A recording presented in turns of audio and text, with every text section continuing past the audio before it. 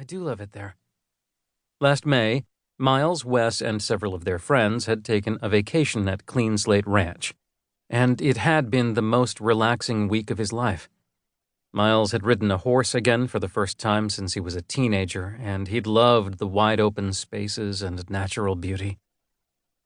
Wes was efficiently laying out every good reason for Miles to leave, and Miles couldn't think of one reason to stay that wasn't rooted in his need for routine and dislike of change. But maybe change was exactly what he needed to stop existing day to day and to really start living. Wes leaned his hip against the counter and pitched his voice as low as he could with the din of the busy kitchen all around them. "You're my best friend, and I'd really like you to do this with me. You're a fantastic cook. Help me make this ghost town awesome." Miles put 6 new appetizers into the window, then glanced at his last ticket. He made Wes wait while he plated spring rolls, added the garnish, and set the final app order in the window. "Table 12, order up." "Give me one good reason for you to say no," Wes said. Miles cleaned his prep station because entree orders would come in any minute, and their head chef hated dirty stations. The idea of running his own kitchen intrigued Miles.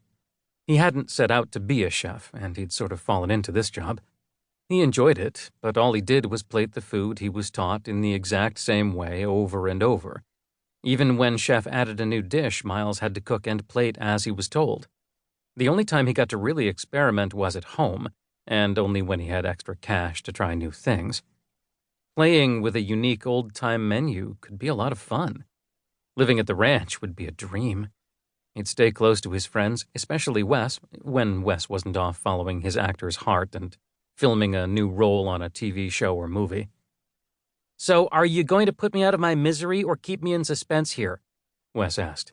"Arlington!" Chef yelled from farther down the line. "Quit yakking and focus on your food. Bentley, get out of my kitchen." Once Chef looked away, Wes blew a raspberry in his direction. "Very mature," Miles said. "That guy never liked me anyway. I wish I could be there when he finds out you're quitting. I haven't said I'm quitting. And he has a point. I need to work, so buzz off." Okay. Wes flashed him another big grin. "Seriously, think it over. And we'll talk again when you get home, but you know you want to do this. I'm super excited about it.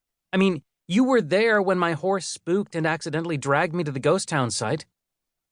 True story. During an overnight camping trip on the ranch lands, Wes's horse had gotten away from him, and they ended up discovering the bones of an abandoned California ghost town.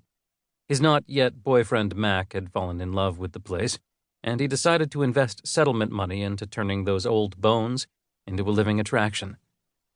"Sophie and Conrad were there too when you found it, but you aren't bugging them to work there." "Yeah?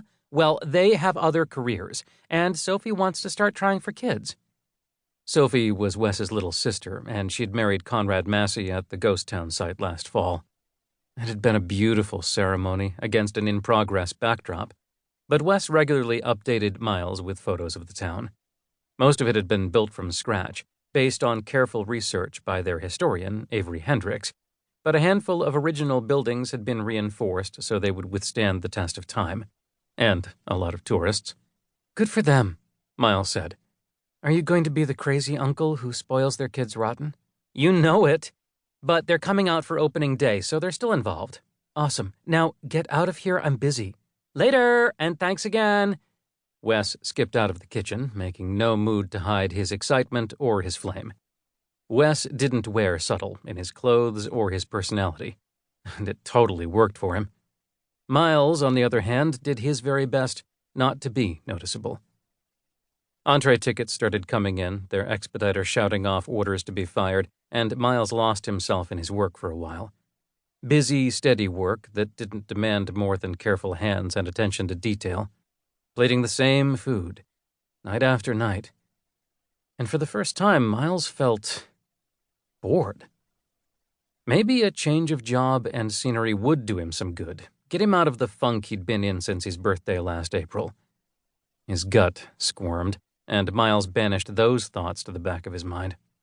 The final entrees went out around 9, so Miles set about cleaning his area and putting food into the cooler. Their pastry chef would handle desserts at the other end of the line. Miles had